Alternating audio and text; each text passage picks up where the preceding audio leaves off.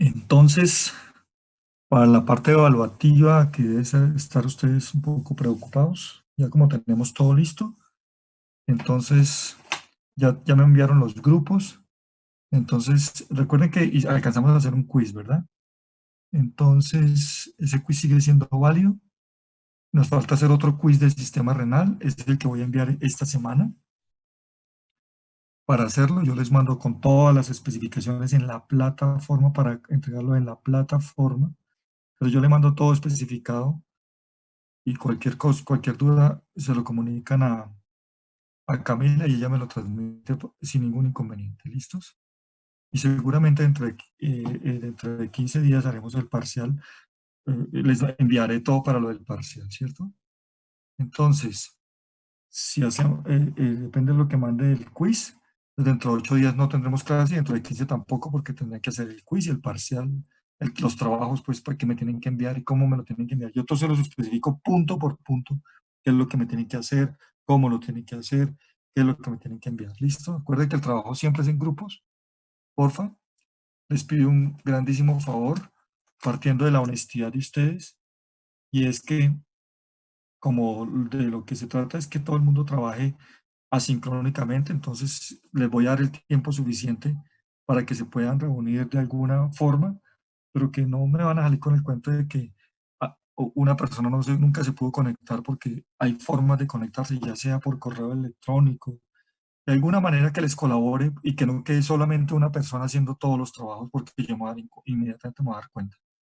Se van a dar cuenta que entre los trabajos siempre va incluido la palabra con sus propias palabras. ¿Qué quiere decir con sus propias palabras? Que las respuestas de algunas preguntas tienen que demostrarme que ustedes son los que están entendiendo y no que ustedes lo están copiando de los libros. Si yo lo noto que lo están copiando de los libros, pues la nota será directamente proporcional a esto. ¿Listo? Eso como primera medida. Como les digo, tranquilo que yo voy a mandar especificado punto por punto qué es lo que quiero, cómo lo quiero. ¿Listo? Y si tienen dudas, entonces ustedes me escriben, le escriben a Camila y Camila me dice, mire, tenemos esta duda, y yo se la resuelvo, no hay ningún inconveniente. ¿Listos? Muy bien. Esta clase de hoy es una clase también como las de todos estos sábados extensa, larga. Eh, Vamos a hablar de ojo y vamos a hablar de tres temas de ojo. En el primero vamos a hablar de óptica de la visión. En el segundo vamos a hablar básicamente de la retina y de la visión sobre la retina y las comunicaciones. Y en la tercera solamente voy a mencionar las vías que llegan, como ya después de tener la información visual en la retina, cómo vamos a hacer para que esa la interprete el cerebro, ¿cierto? En la tercera no me voy a meter en cosas muy complicadas y como siempre les digo, vamos sobre cosas básicas. Por ejemplo, en esta primera clase que vamos a hablar de óptica de la visión, es más de esa física que ustedes vieron por allá en el bachillerato, pero yo no me voy a complicar con cosas muy sofisticadas, sino cosas claras que ustedes las entiendan y que ustedes le puedan hallar la parte práctica. En esta primera parte, en la óptica de la visión, hay una especialidad, no es una especialidad, es una carrera que se llama la optometría. Las optómetras Los optómetras y las optómetras son los que se encargan de toda la cuestión de las lentes y de la corrección de las alteraciones de la refracción. Entonces vamos a tocar el tema de manera general para que cuando ustedes le pregunten, ustedes sepan decir y entender que es un ojo normal en cuanto a visión, pero no nos vamos a profundizar sobre lentes y esas cosas, porque primero yo no soy el experto y segundo no los quiero complicar. ¿Listos? Bueno, vamos pues. ¿Cuántos estamos? Ya, bueno, han ido llegando, le di más tiempo para que llegara más gente. Entonces vamos a grabar.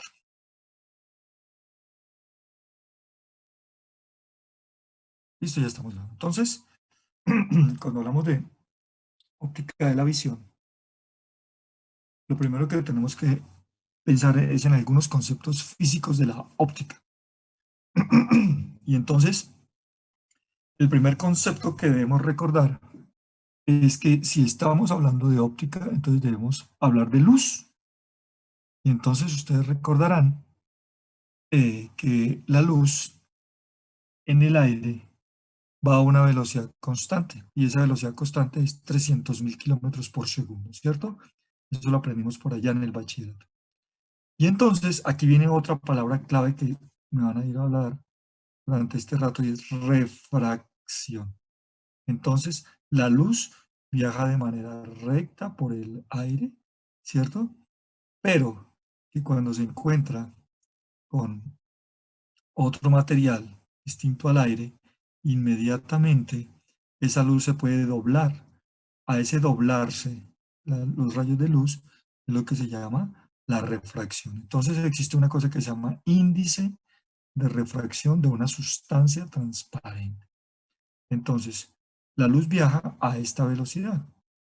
Cuando hablamos de un índice, o cuando le hablen de un índice de refracción de una sustancia, lo que le están hablando es de el cociente entre la velocidad de la luz en el aire y su velocidad en ese medio. Voy a poner un ejemplo porque suena muy complicado, pero es muy sencillito. Hagamos de cuenta, este es el aire. ¿Sí lo ven acá? Entonces los rayos viajan así, mírenlos como lo estamos viendo, paralelos unos a otros. Si aquí hay un vidrio, si usted le pone un vidrio aquí, ¿cierto? Entonces, si pone el vidrio no angulado, ¿cierto? Sino perpendicular, ¿qué pasará con los rayos? Los rayos siguen derecho, ¿sí ven? Siguen derecho. Pero el vidrio no es aire. Ya aquí en el aire, la luz viaja a 300.000 kilómetros por hora, ¿verdad? Pero cuando llega aquí, sobre este vidrio, ya la velocidad de la luz ya no es la misma. ¿Qué pasa? Frena, disminuye. Cada objeto tiene su propia velocidad. Eso ya está determinado y no nos lo vamos a inventar. Entonces, vamos a hacerlo con un ejemplo. Entonces, cuando le hablen del índice de refracción de una sustancia transparente, por ejemplo, el vidrio es una sustancia transparente. Entonces, cuando la luz atraviesa el vidrio, ya baja de velocidad, ya no va a 300.000 kilómetros por hora, sino va a 200.000 kilómetros por segundo, por segundo. Entonces, nos dicen que ¿qué es el índice? Es el cociente. ¿El cociente qué es? Dividir. Entonces, si yo divido siempre sobre la velocidad de la luz, 300.000 kilómetros por segundo sobre 200.000 kilómetros por segundo, el índice de refracción del vidrio es de 1.5. ¿Qué es ese 1.5? Me está diciendo que entonces aquí la velocidad de la luz cambió y el índice de refracción hizo ese tipo de sustancia como el vidrio, hace que cambie inmediatamente. Entonces, ese índice. Por lo tanto, el índice de refracción 1 es el de la luz cuando va en el aire. ¿Para qué nos sirve eso en la vida práctica de nosotros como médicos? Seguramente que para muy poco. Pero si alguna vez se lo preguntan, ustedes vienen y revisan en el libro de fisiología, de Gayton o de cualquiera, y sepan lo interpretar, ¿vale? Ah, bueno, también me sirve para hacer preguntas a mí. Entonces, la refracción de rayos de luz en una superficie entre dos medios con un índice de refracción distintos. Entonces, la dirección en que se propaga la luz es siempre perpendicular, perpendicular al plano de la fuente o fuente de onda. Ahorita lo entenderemos eso. Entonces, aquí tenemos. Entonces, la desviación de los rayos de luz al atravesar una superficie de contacto inclinada se conoce como refracción. Entonces, cuando hablamos de refracción, la desviación, miren acá en el B, porfa, todos mirando acá el B, ¿sí? Todos lo están viendo ya en sus casas. Entonces, miren, los rayos, esta es la fuente de onda. Entonces, aquí viene la luz, ¿cierto? Viene por el aire. Pero aquí hay un vidrio, pero miren que este vidrio no está, sino que lo pusimos oblicuo. Cuando los rayos entran, miren acá, vayan siguiéndome la flecha. Este rayo, se curva. Si ven los de arriba, miremos este mismo, que es el segundo. Miren. Si lo ponemos perpendicular, miren qué pasa. Sigue derecho. Pero aquí, si lo angulamos, el mismo vidrio lo angulamos, mire qué pasa con el rayo. Mire, aquí va, pero apenas toca aquí, como está angulado, sigue por acá hacia abajo. Entonces esa desviación, ¿sí ve que se desvió el rayo? A esta desviación de los rayos de luz, al atravesar una superficie que es el vidrio, miren acá, de contacto inclinada, mire que está inclinada, a esto se conoce como refracción. Entonces, se dice que el grado de refracción, o sea, el grado en que se dobla que se curva que se vuelve más curvado, aumenta en función de ¿qué? De la relación del índice de refracción de los dos medios transparentes. Acuérdense que es dividir uno sobre el otro. El grado de angulación. Entonces, entre más se angule ¿qué pasa? Pues entre más inclinado más se va a angular. Entonces, el grado de angulación de la superficie de contacto y el frente o fuente de onda que tenemos aquí. Eso es lo que dice acá, mis hijos, y nada complicado. Entonces, cuando le hablen de refracción, ¿qué fue lo que pasó? Que los rayos de luz se doblaron. ¿Por qué? Porque entraron en otra, pasaron de una fuente a otra sustancia.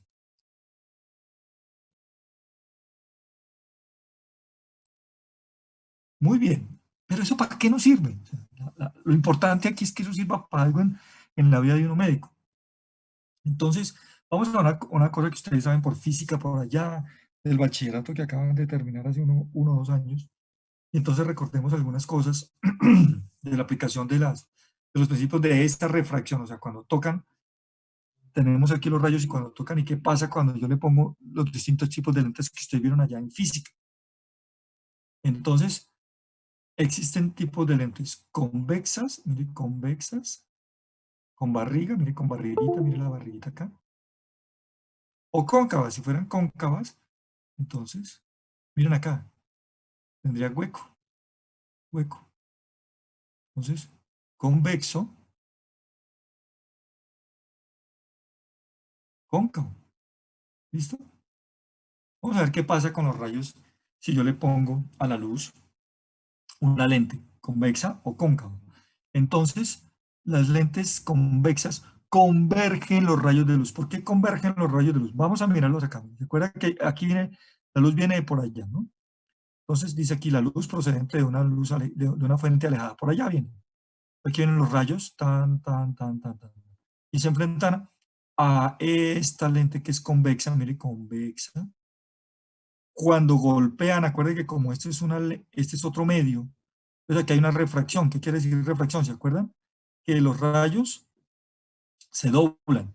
En este caso, mire que todos se doblan y son convergentes. Todos se doblan hacia un punto más atrás y ahí convergen todos los rayos, ¿cierto? Entonces, conclusión, las lentes convexas hacen que los rayos de luz converjan en un punto, ¿cierto? Ese punto que está detrás de la lente se llamará punto focal, este que está aquí. Y la distancia entre el objeto de refracción y el punto focal se llama distancia focal. Punto focal, distancia focal, lente convexa, rayos convergen. ¿Listo? Esos son los conceptos sencillitos. No nos vamos a poner a pontificar sobre eso. No se refractan por la entrada perpendicular, impiden en la parte a la superficie de la lente, todos los rayos pasan por un punto único llamado punto focal. Todos van a dar a un punto focal. En cambio, si lo que le ponemos a estos a estos mismos rayos de luz es una lente cóncava, aquí los rayos no convergen, sino que divergen. Mira, aquí vuelven y entran todos, pero cuando tocan aquí se van, unos y siguen. Ojo con estos que siguen. Me voy a devolver y quiero que miren una cosa muy interesante. Los rayos que inciden en el centro de la lente, mire, este, ¿cierto? Se doblan muy poco, ¿sí lo vieron? Y lo mismo sucede acá. Miren los que están por el centro. Muy poco, ¿no? En cambio, los que están en los extremos son los que más o convergen o divergen. Dice que no se refractan porque atraviesan el lente y la superficie de contacto perpendicular a las de luz. Ahora, entonces, la primera conclusión que tenemos es que las lentes convexas hacen que converjan ¿no? Convexas convergen en un punto focal. Las lentes cóncavas divergen. Eso es muy interesante. Entonces, las lentes cilíndricas desvían los rayos de luz en un solo plano, ¿cierto? Mire que estas, ¿qué quiere decir en un solo plano? Que los rayos que entran por acá siguen su camino normal, pero estos que entraron por acá, miren esto, ahora vamos de allá para acá. Ojo, que vamos de allá para acá. Aquí vienen los rayos. Miren estos, hay algunos que siguen, estos que están punteados, ¿sí los ven? Estos punteaditos, o este, no cambian la dirección. En cambio, otros sí. Eso es lo que me está diciendo aquí. Los lentes cilíndricos desvían rayos de luz de un solo plano, pero no de todos. Los rayos de luz se refractan por todos los bordes y convergen en un punto focal también. Miren, los bordes. Tin, este borde, tin, este borde, tin. Pero los que entran por el centro, no, siguen derecho. Y todos van a dar a un punto focal. El ejemplo es la lupa. Entonces, el foco puntual de los rayos de luz paralelos que llegan a una lente convexa esférica. Ese es el ejemplo clásico de la lupa. La lente convexa cilíndrica desvía los rayos, esta desvía los rayos que llegan a la luz, pero no los que llegan arriba y abajo. Esta parte no me interesa mucho. Entonces, los rayos de luz paralelos forman un foco lineal allá atrás, como por ejemplo que usted en un tubo de ensayo lleno de agua, que pasa luz y usted atrás le pone un papel. Si usted coge un tubo de ensayo y lo pone contra la luz, con agua, y hace que le pase luz, si usted pone atrás un trozo de papel, va a encontrar que en algún punto todos los rayos van a converger. Eso es un ejemplo que uno puede hacer, pero ahorita no vamos a hacerlo. Entonces existen dos tipos de lentes cilíndricos, las cóncavas, que divergen, lo mismo, ya lo hemos dicho, y las convexas que convergen. No hemos dicho nada nuevo de lo que ya dijimos al comienzo, así que no se preocupe. Si yo tengo dos lentes cilíndricas que forman un ángulo recto, voy a formar una lente esférica. Esto le interesa mucho a ¿quiénes? A los optómetras, pero a nosotros no. Pero esta parte sí, ojo, esta parte sí, porque ahorita voy a explicar una cosa. Me tengo que poner a explicar esta vaina para poderles, que ustedes me entiendan un concepto ahorita más adelante, porfa. Entonces, ¿se acuerdan que hemos hablado de la distancia focal de un lente? Hemos dicho que la distancia focal iba desde el sitio de la lente hasta donde se convergían todos los rayos, y a ese donde convergían todos los rayos le llamamos punto focal. Pero la distancia que existe entre la lente y el punto focal le decíamos distancia focal, ya se la mostré. Quiero que observen estos tres, porfa, obsérvenlos. Quiero que miren la distancia focal de aquí hasta acá, de aquí hasta acá y de aquí hasta acá. Ustedes se dan cuenta, estos dos tienen más o menos la misma distancia focal, ¿sí la ven? El primero y el tercero. Pero mire qué pasa con el segundo. ¿Dónde está la diferencia? ¿Dónde está la diferencia? Miren miren este lente y miren este lente. Y otra cosa, miren de dónde viene la luz acá. Miren de dónde viene la luz acá. Y mire de dónde viene la luz acá. Mire que aquí dice, luz procedente de una fuente alejada, ni siquiera sabemos dónde está. En cambio aquí tenemos una fuente puntual que me está mandando la luz desde ahí. Entonces, quedémonos con estos dos. ¿Qué sucede? Tienen la misma fuente puntual. Hagamos de cuenta que usted aquí tiene una linterna y aquí. Una linterna aquí y una linterna acá. Están al mismo punto. Pero usted va a hacer refractar los rayos de esa linterna en una lente delgadita y en una lente gruesa. ¿Qué pasa si la pone con una lente delgadita? Miren. ¿A dónde va a dar el punto focal? Lejos, ¿no? Miren acá. Es la distancia focal. En cambio, si usted pone una lente gruesa o gordita, miren, miren lo que sucede. Entre más gordita, los rayos se doblan mucho más, miren, mucho más. Entonces, ¿qué va a pasar con la distancia focal? Que va a ser mucho menor. Aquí la distancia focal va a ser mucho mayor. ¿Sí la ven acá? ¿Por qué es importante este concepto que yo les estoy dando, mis hijos? Para que ahorita después me puedan entender por qué después de cierta edad algunos tenemos que usar gafas por una enfermedad que se llama presbicia. Ahorita la vamos a ver. ¿Y qué es eso de la miopía? ¿Y qué es eso de la hipermetropía? ¿Vale? Con base en esto. ¿Y por qué podemos ver cosas cerquitas y cosas lejanas? Eso es lo que quiero. A la postre, lo que a mí me interesa es que ustedes aprendan esto. ¿Esto de las lentes? Sí, pues esta es la explicación para poder entender después lo otro. Pero miremos estas dos que son iguales. Pero ¿cuál es la diferencia? Que mire la luz de aquí cerquita, ¿no? Mire, aquí tengo una linterna aquí. En cambio aquí la linterna puede estar por acá, mire. Y por allá me mandó los rayos. Y miren a dónde va. Miren lo que sucede aquí con la distancia focal. Y miren lo que sucede aquí con la distancia focal. ¿Vale? Muy interesante eso.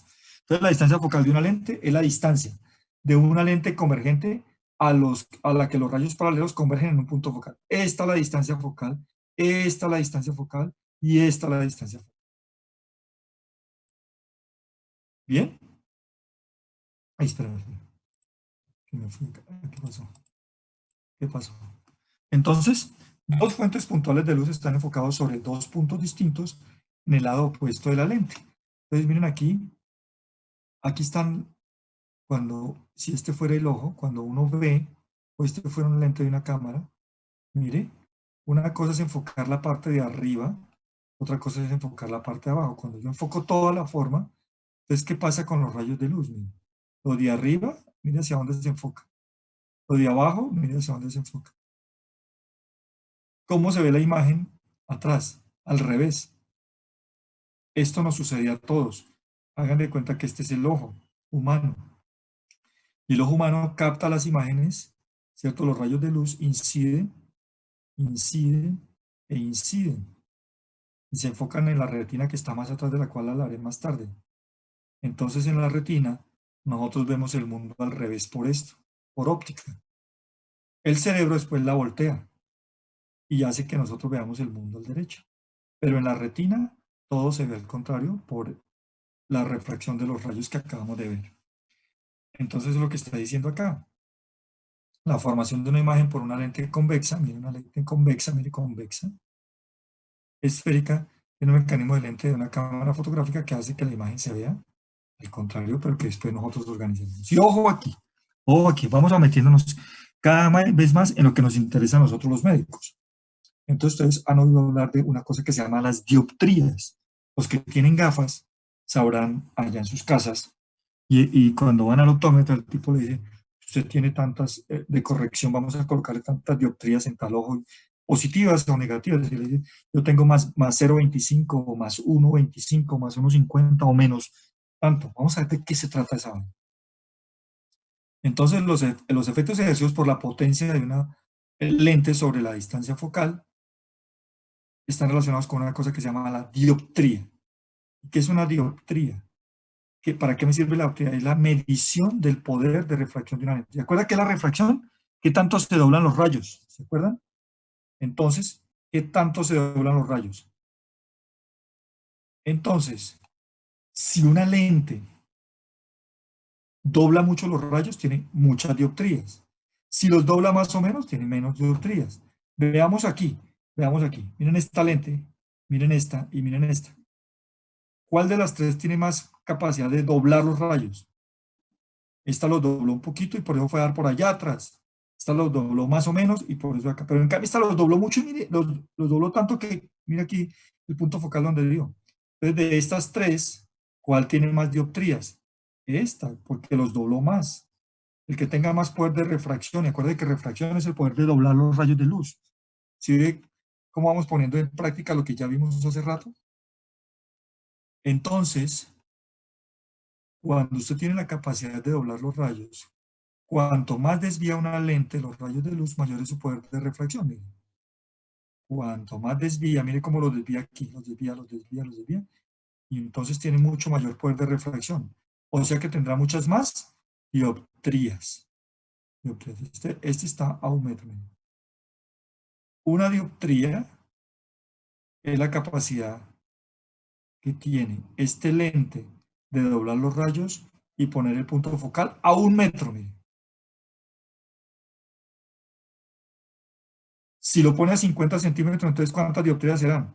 Pues 2. Y si lo pone a 10 centímetros, pues será 10 veces 1 metro, o sea, será 10 dioptrías. Si lo pone a 1 metro, atrás, será una dioptría.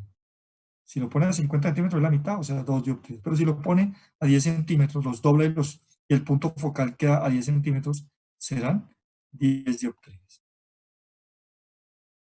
Entonces, el poder de refracción de una lente cóncava, recuerde que la convexa es la que une, cóncava, no se expresa en función de la distancia focal. ¿Por qué? porque es que la distancia focal aquí no va a ver porque los rayos en las lentes cóncavas dijimos que convergían o divergían. Divergían. Entonces, si no se unen, ¿cómo hacemos para saber? Entonces, si diverge a 1 metro, será menos 1 dioptría, si divergen a 0,5 metros, menos 2 dioptrías, si divergen a 10 centímetros, menos 10 dioptrías. Entonces, las lentes cóncavas también le medimos en dioptrías, sí, pero no le ponemos en valores positivos. A esta sí porque es convexa, ¿cierto? Y entonces a este le ponemos valores dioptrías positivas, pero a este le ponemos dioptrías negativas. Las lentes cóncavas neutralizan el poder de las lentes convexas. Vuelvo a insistir, estos son temas de optometría, pero sí necesito que ustedes por lo menos lo entiendan, por lo menos capten la idea de que son que las lentes convexas hace que converjan los rayos y que las cóncavas diverjan. Eso es muy interesante ahorita para entender otra cosa. Muy bien. Ahora hablemos de la óptica del ojo. Metámonos en lo nuestro básicamente. Óptica del ojo.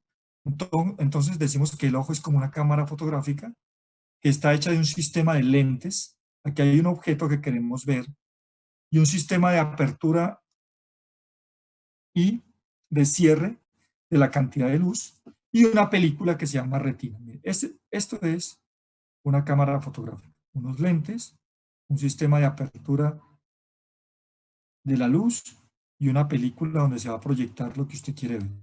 Aquí tengo el objeto, aquí la luz que hace este objeto, que lo podemos ver, va por el aire. Cuando toca la córnea cambia de aire a córnea y entonces se acuerda que dijimos al comienzo, esta córnea debe tener un poder de refracción, ¿se acuerda? Porque estamos cambiando de sustancia.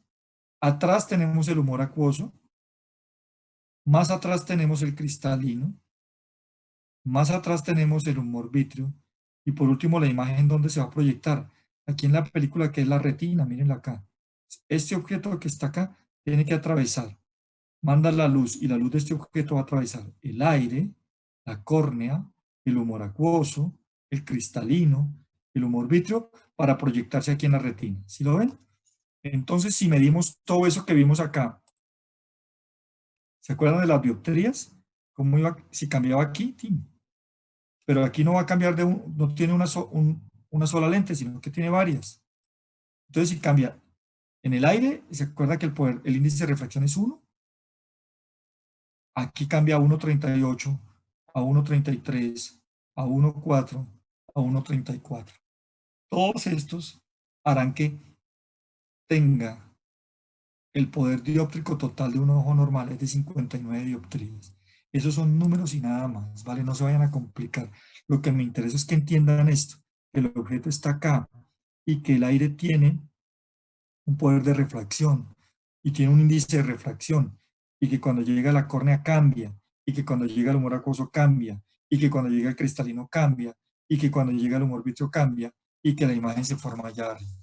Cada uno de ellos entonces hace que esta imagen que tenemos que formar de este objeto que está aquí y que la vamos a formar acá en la retina, entonces sufre unas interfaces de aire, de córnea, de humor acuoso, de cristalino, de humor vítreo, para llegar por último allá.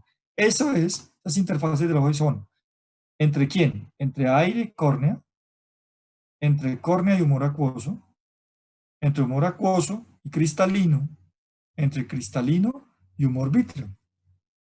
Por eso aquí dice cómo son. Bien. Cuando medimos todo esto, del objeto hasta acá, ustedes van a encontrar un término que se llama ojo reducido. ¿Y a qué hace referencia al ojo reducido? Es simplemente como si nosotros hubiéramos reducido este ojo y hubiéramos compactado todo esto que acabamos de ver, la córnea, el humor acuoso, el cristalino, el humor vítreo, en un solo lente. Si lo hubiéramos unido todos en un solo lente. Por eso se llama ojo reducido. Entonces, ¿qué hacemos para que el ojo, sumemos todo eso, todas esas partes del ojo para formar un solo lente? A eso se llamará ojo reducido. Entonces, la suma algebraica de todas las superficies de refracción del ojo que acabamos de ver forman una única lente y a eso es lo que se llama ojo reducido. Tiene un punto focal, un punto central de 17 milímetros delante de la retina, un punto central. Y tiene un poder de refracción de 59 dioptrías con el cristalino acomodado a visión lejana. Si estamos viendo por allá hacia el infinito, el ojo tiene un poder de acomodación de 59 dioptrías. Todavía no entienden qué es acomodación, ahorita se lo voy a explicar. La curvatura del cristalino puede aumentarse para permitir la acomodación. Y me voy a devolver a una imagen porque ahorita voy a empezar a hablar del cristalino. Me voy a devolver a mostrarles esta imagen que hace rato la vimos. ¿Se acuerdan cuando yo les dije que una cosa es tener el lente delgadito o gruesote? Y mire cómo cambia la refracción. Si ve aquí el punto focal, cómo cambia la distancia focal, cómo cambia. No olviden eso, porque el cristalino va a jugar un papel importantísimo en eso en nosotros. Y miren, una cosa interesante aquí otra vez para no olvidarlo. Una cosa es que la fuente sea lejana y otra cosa es que la fuente sea cercana. Es que tiene que ver eso con lo que vamos a ver. Vamos a ver. Entonces, la formación de la imagen de la retina, esto ya lo dije, es invertida. El cerebro lo considera normal y por eso lo vemos derecho. ¿Por qué? Porque el cerebro voltea la imagen allá porque él la considera derecha. Hay una cosa que se llama el reflejo rojo que procede de cada pupila y indica que la córnea, el cristalino y el humor vítreo son transparentes. ¿Qué quiere decir? Cuando yo coloco una luz sobre el ojo, si usted se fija en la pupila, siempre va a haber rojo. Usted ha visto en las fotos, a veces refleja, ¿han visto algunas fotos que quedan los ojos como todos raros? Eso es por el exceso de luz o por las alteraciones de luz que suceden en las películas, pero cuando usted coloca una fuente de luz sobre un ojo, va a ver siempre que, después lo van a ver en clínicas, ahorita no, hay un reflejo del ojo que usted lo va a ver rojo hacia el fondo. ¿Qué me está diciendo eso? Que lo que estoy viendo es atrás y que la córnea y que el cristalino y que el humor vítreo están transparentes y me dejan atravesar todos los rayos de luz. A veces, ¿qué pasa? Que usted pone el rayo de luz y no lo ve rojo, sino que lo ve blanco. ¿Qué quiere decir? Que algunos de ellos ya no son transparentes. Por ejemplo, el cristalino se vuelve opaco. Y si el cristalino se vuelve opaco y ya no me deja ver este reflejo rojo, ¿qué me está indicando? Que si el cristalino se volvió opaco, a eso se llama catarata, que lo veremos más adelante en esta clase. Muy bien. Ahora veamos el mecanismo de acomodación. Ahora sí nos vamos a meter en los números. ¿Qué quiere decir?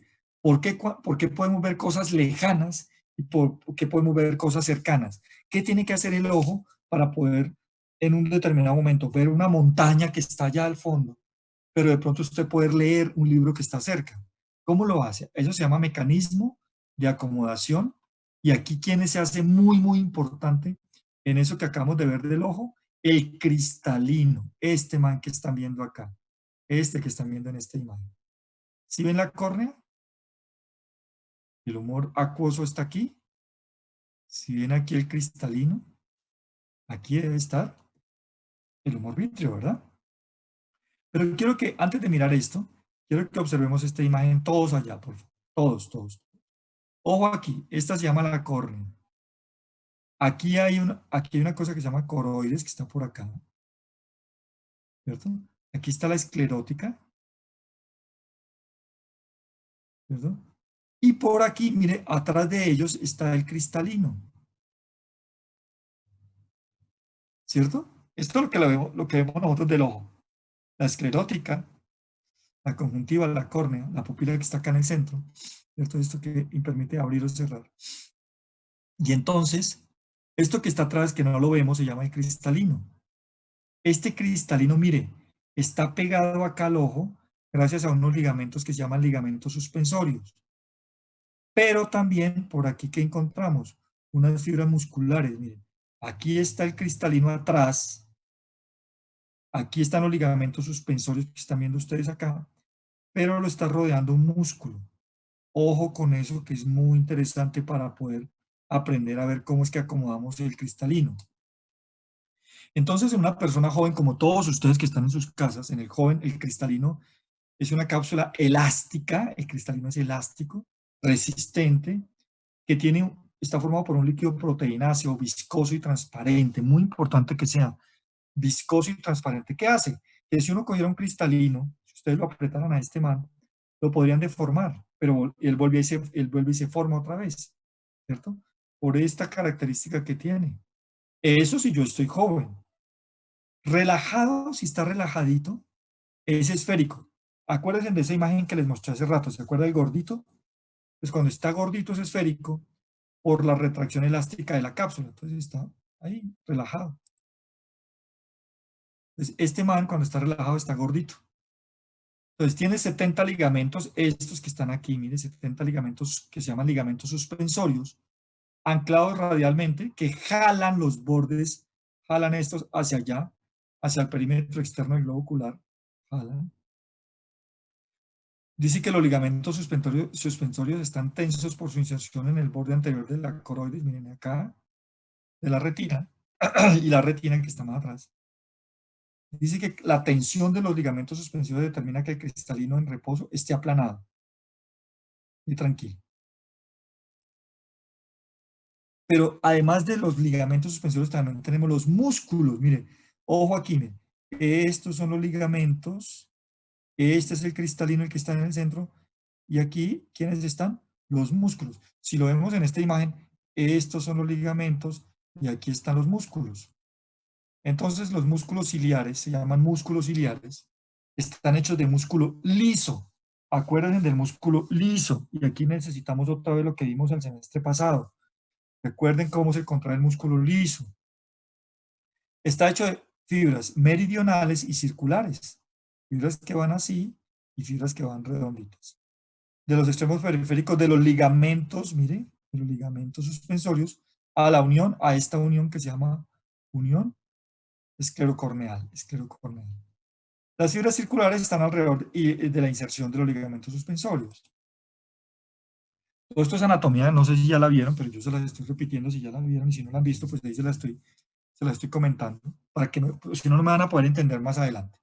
Entonces, ¿qué pasa si yo contraigo el músculo, estas fibras meridionales y circulares de las inserciones periféricas de los ligamentos suspensorios se desplazan hacia adelante y el centro en dirección a la córnea y liberan la tensión del cristalino? O sea, si yo contraigo las fibras meridionales, liberan la tensión del cristalino. La contracción de las fibras circulares disminuyen el diámetro del círculo formado por los ligamentos suspensorios y se tira menos de la cápsula. ¿Para qué me sirve todo ese carretazo que les acabo de hacer? La contracción de los dos grupos de fibras musculares ciliares relajan los ligamentos suspensorios de la cápsula del cristalino y toma una forma esférica. Entonces, cuando se contraen los músculos, relajan al ligamento y al relajar el ligamento, este se acorta. ¿Y cómo se vuelve el cristalino? Más esférico, o sea, más gordo. Y se acuerden qué pasaba cuando se volvía más gordo. Si se vuelve más gordo, ¿qué pasa cuando una lente es más gruesa? ¿Convergen más o convergen menos? Acuérdense que esto es una lente biconvexa, convexa.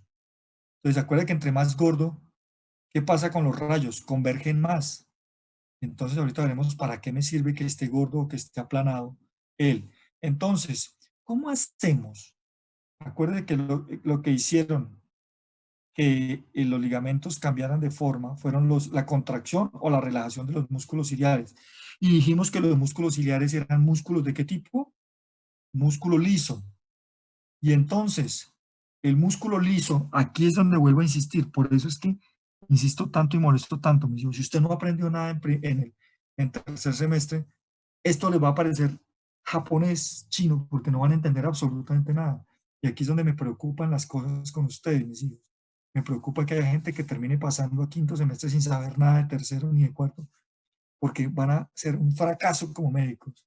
Y ahí es donde quiero que se pongan algunos de ustedes, los que están allá escuchándome, si están todos, los que pasaron bien, los felicito, y los que no pasaron, que pongan la mano en el corazón y valga la pena llegar a clínica sin saber nada de fisiología, porque van a ser un fracaso como médicos, ¿sí me entienden? Pónganse la mano en el corazón si vale la pena pasar todo esto sin saber nada.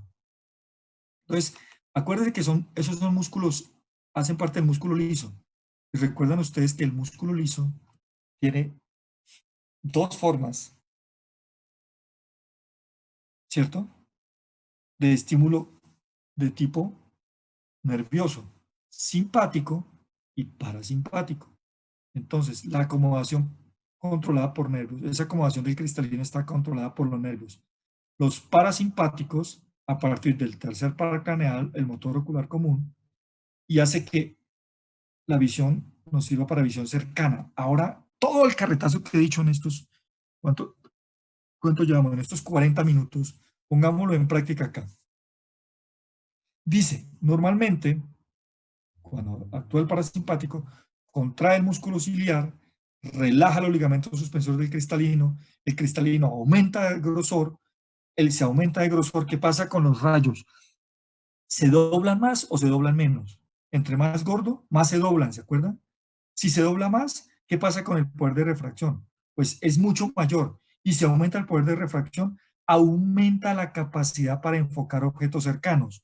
Resumen, si yo voy a leer, si yo voy a ver un objeto cercano, inmediatamente hay un estímulo parasimpático sobre los músculos ciliares, haciendo que se contraigan. Si se contraen los músculos ciliares, relajan los ligamentos suspensorios.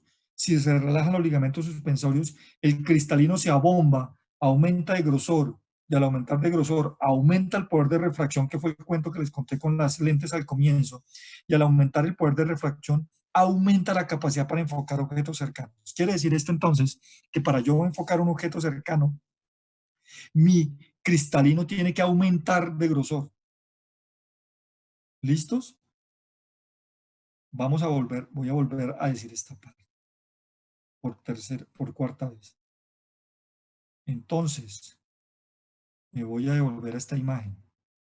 Necesito los músculos ciliares que están en contacto con los ligamentos suspensorios, y como su nombre lo indica, son los que sostienen al cristalino y hace que éste se mantenga o más plano o más grueso. Si se contraen estos, relajan estos, y si se relajan estos, hace que el cristalino se abombe más y se vuelva más grueso. Si se vuelve más grueso, aumenta su poder de refracción. Si se aumenta el poder de refracción, mire lo que sucede. Entre más grueso, ¿qué pasa con los rayos? Se desvían más y entonces el punto focal se hace más cercano y la distancia focal es menor. Entonces, ¿para qué me sirve?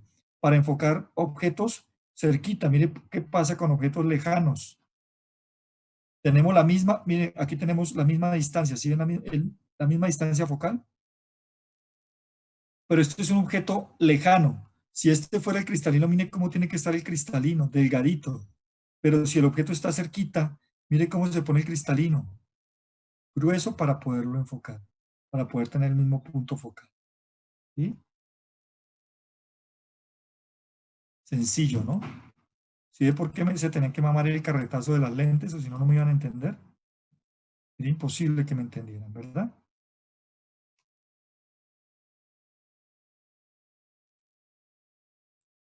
Esto ya lo vimos. Esto ya lo vimos y esto es lo que dijimos. Pero entonces ahora pongamos eso sobre patologías para poder entender. Entonces, ¿qué pasa con la edad? Después de los 40 o 50 años, mire lo que sucede. Mire la diferencia que existe. Con la edad del cristalino aumenta la longitud, aumenta el grosor y pierde elasticidad. Miren el poder de acomodación de un niño. El poder de acomodación de un niño es de 14 dioptrías. O sea, se puede acomodar muchísimo. ¿Se acuerdan de las dioptrías? ¿Qué quiere decir? La dioptría es la que me mide la capacidad o el poder de refracción de la lente, del ojo. O sea que puede doblar más los objetos. En cambio, ¿qué pasa cuando uno cumple más de 40 años? Cuando pasa de los 40, ese poder de 14 dioptrías, del doblar los rayos a 14 dioptrías, ¿se acuerdan que cuando estaba a 1 metro era una dioptría? A 50 centímetros, 2 dioptrías. A 10 centímetros, 10 dioptrías. Miren, a 14 dioptrías, ve cerquitica. El poder de acomodación después de los 40 años baja a 2 dioptrías. ¿Por qué? Porque el cristalino pierde elasticidad. Ya no puede volverse gordo y volverse delgadito cuando quiera, sino que con el paso de los años esas sustancias, y por eso es que tenemos que saber de qué está hecho un cristalino, y está hecho de sustancias proteináceas, ¿se acuerdan que les dije transparentes? Pues esas sustancias se van volviendo y eran elásticas, esas proteínas se van volviendo duras. Y entonces el cristalino pierde elasticidad. Y al perder elasticidad pierde poder de acomodación. Baja a 2 dioptrías. Y miren el poder de acomodación por arriba de los 70 años, es de 0 dioptrías. ¿Qué quiere decir? Que necesariamente para ver objetos cercanos necesita un poder de acomodación mucho mayor y ya no lo tiene. Entonces tendrá que utilizar lentes correctores. Entonces la presbicia es la pérdida del poder de refracción debido a la pérdida de elasticidad ¿de quién? Del cristalino.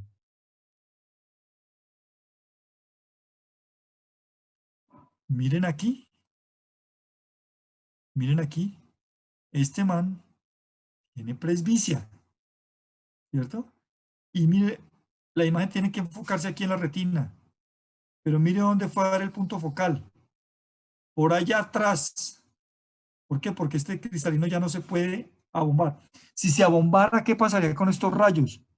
Que los hacen diverger muchísimo más. Y entonces, ¿dónde enfocaría? Más adelante.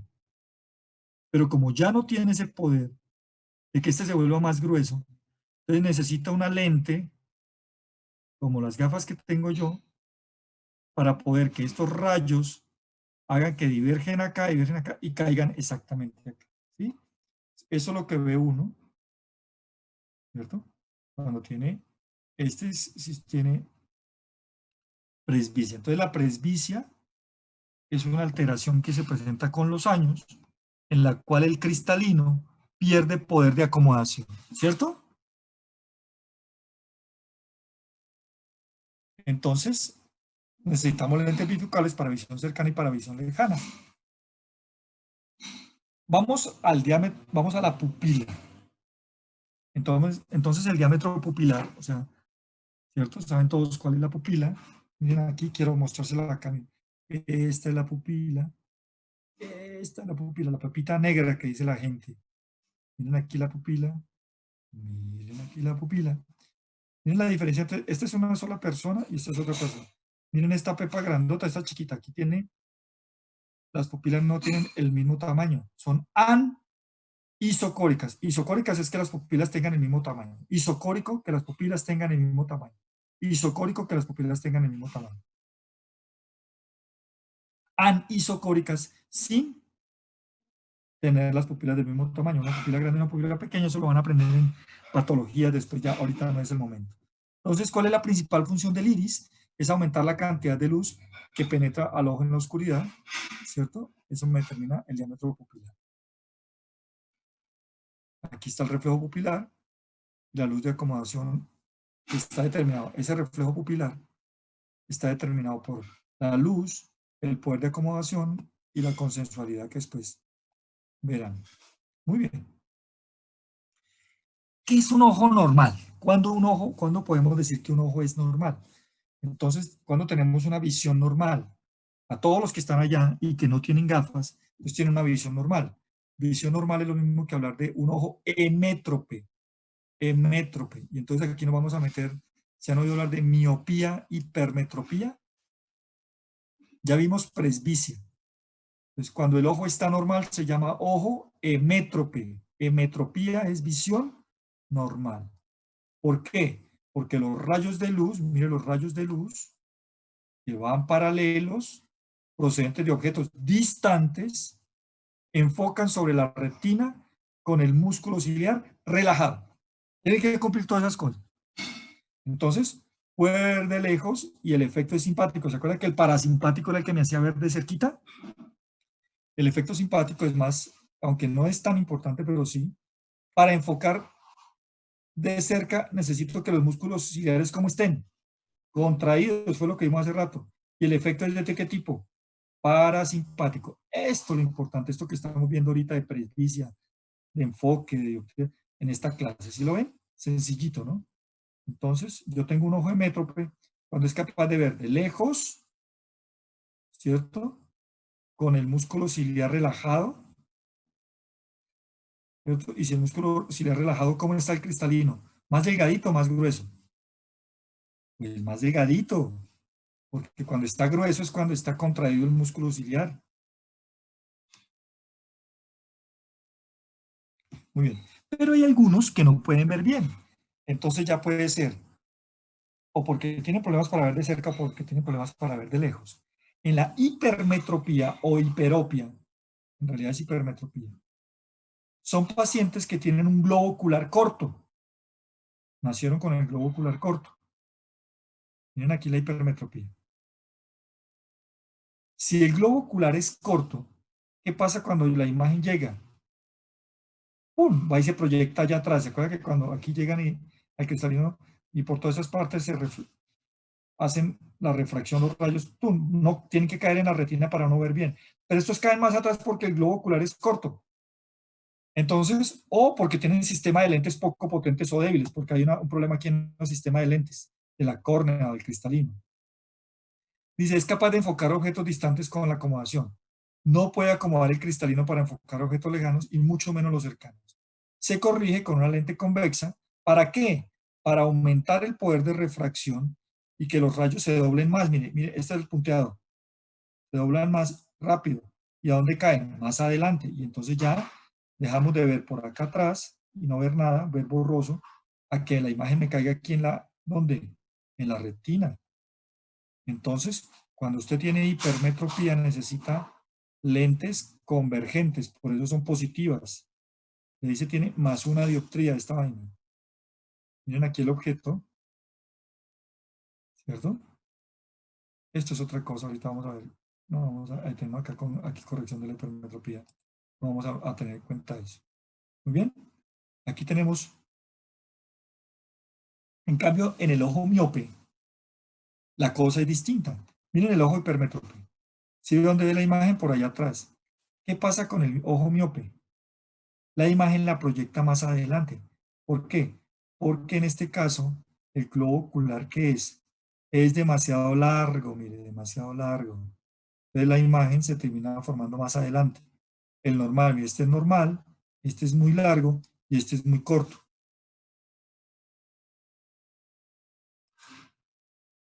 Entonces en la miopía, corto de vista, es un ojo alargado, el poder de refracción es excesivo del sistema, ya sea o porque el ojo se ha alargado y entonces hay que tenga un poder de refracción excesivo. Y bien, entonces se doblan muy, muy rápido. Y entonces, ¿dónde cae la imagen? Mucho más adelante. Acuérdense que la hipermetropía caía por acá. En este cae más adelante.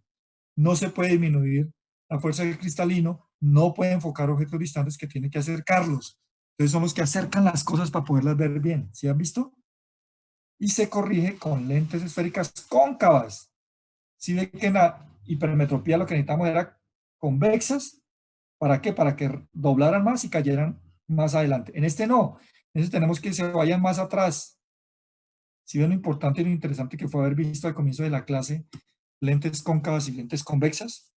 Recuerde que las cóncavas, como esta, divergen. Entonces lo que estaba aquí, ahora necesitamos que se formen más atrás, entonces necesitamos que diverjan.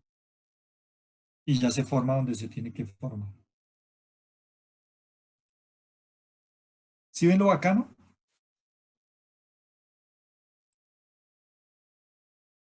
Hay otra alteración que es mucho más, que también es muy frecuente, que muchos de ustedes puede que las tengan allá, que se llama el astigmatismo. En el caso del astigmatismo, es un problema de la curvatura excesiva de uno de los planos de la córnea. Aquí sí que es más complejo. Entonces aquí el problema es de la córnea que sea más curva en alguno de los puntos. Entonces uno de los ejemplos clásicos es que se han visto que la córnea pues debe ser, me vuelvo a uno donde podemos ver una córnea. Aquí está la córnea, ¿sí la ven acá? Está la córnea, la curvatura. Pero imagínense que esta vaina, pongan un huevo de gallina y pónganlo horizontal. Entonces la curva va a ser más puntudo, ¿sí o no? Entonces van a haber rayos que van a entrar muy bien y otros que no van a entrar muy bien. A eso es lo que se refiere cuando uno tiene un astigmatismo. Es un defecto de refracción por lo cual uno de los planos, ahí no es todo el plano, sino uno de los planos de la imagen, se sitúa a una distancia distinta a la del plano perpendicular. ¿Cuál es el lío? Entonces que ahí hay unos rayos que entran bien y uno ve bien, pero hay otros que entran cuando por el lado que está mucho más abombado y entonces uno comienza a ver rarísimo. ¿Cuál es el lío ahí? Cuando usted ve líneas, por ejemplo, va a leer, Entonces se le comienzan a cruzar las líneas. ¿Por qué? Porque no todos los planos de los rayos, miren los rayos aquí viene la fuente de luz, pues unos se enfocan bien, pero otros comienzan, como está más abombado en algunos puntos, pues esos rayos van a incidir en otros lados. Entonces aquí no es toda la visión cercana o lejana como la hipermetropía o la miopía, sino que son algunos planos. ¿Cuál es el lío? Que entonces para ver uno líneas es bien complejo. Esto es simplemente. Entonces, ¿cómo detectan cuál es el plano? Entonces, por eso le ponen a uno a ver una cosita de estas así, si han ido al optómetro algún día, es para detectar cuál de todos los planos es el que está afectado.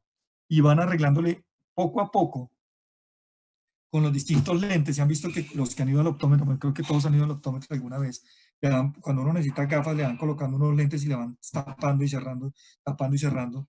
Cuando es de astigmatismo, para saber en qué plano, cuál es el plano de la córnea el que está más abombado y cuál es el que lo está haciendo ver raro, para poder ubicar exclusivamente ahí. Entonces, las barras negras paralelas con diferentes orientaciones en ángulo para determinar el eje del astigmatismo, si el eje está a las 12, si el eje está a la 1, mire que es un reloj. ¿Cómo se corrige el astigmatismo? Con lentes cilíndricas y esféricas, que son más complejas. Eso ya es. Miren, ¿se acuerdan el huevo que les dije? Miren este man. En cambio aquí no, aquí está mucho más suavecita la curva. Miren esta curva no. ¡Uah! Entonces, puede que los de aquí vea bien, pero por estos, uy, miren la diferencia de este ángulo a la diferencia de este angulote. ¿Ven?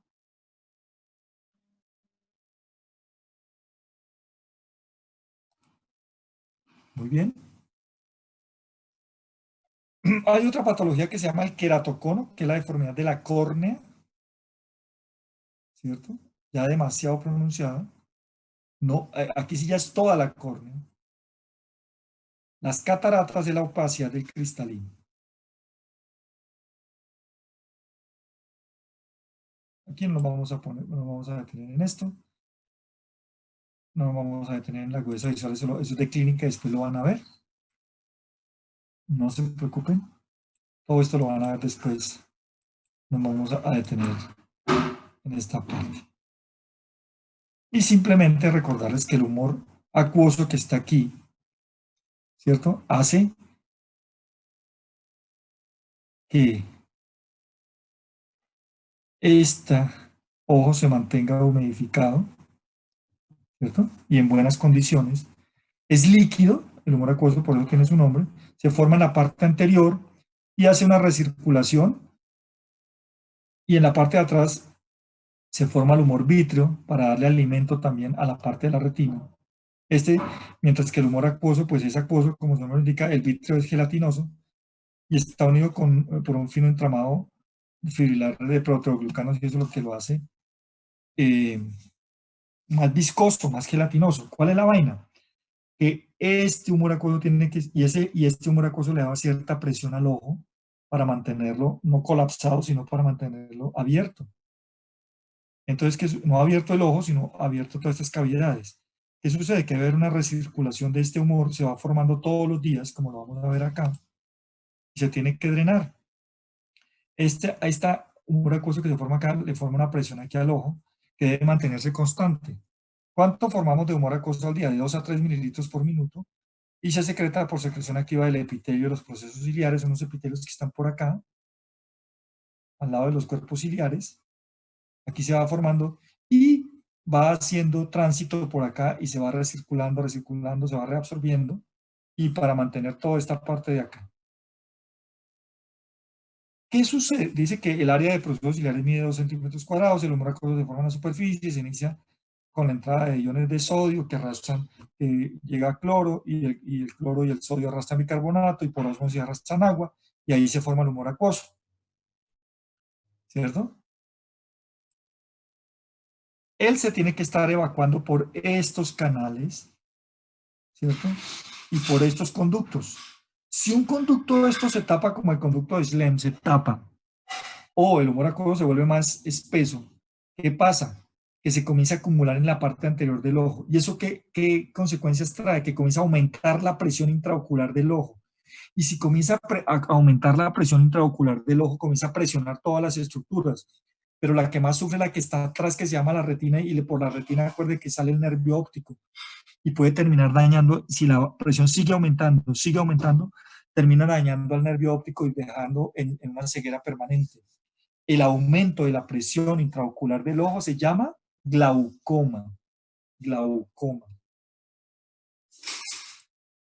Entonces, esta es la manera de cómo medimos con un tonómetro. Entonces, ¿cómo hacemos para que no? Pues tiene que haber una recirculación constante, ¿cierto? De ese líquido acuoso que se está formando y que no se acumule, que no se cierre. Gracias a esos espacios trabeculares y a ese canal de Slem, ¿cierto? Que tiene que permanecer. Si por algún motivo hay entrada de alguna bacteria o de restos de glóbulos rojos, el sistema tiene manera de comérselo por un sistema fagocítico intraocular que mantiene libre y limpio ese humor acuoso. Pero si no lo hace, comienzan a acumularse todas estas partículas y a aumentar la presión. A eso se llama glaucoma. No vamos a meternos en conceptos mayores para no molestarlos más. Listo. Vamos a descansar un ratico, unos 2 minutos. Si hay alguna pregunta me la hacen, pero descansemos unos 2 minutos, descansen porque vamos por la mitad. ¿Listos?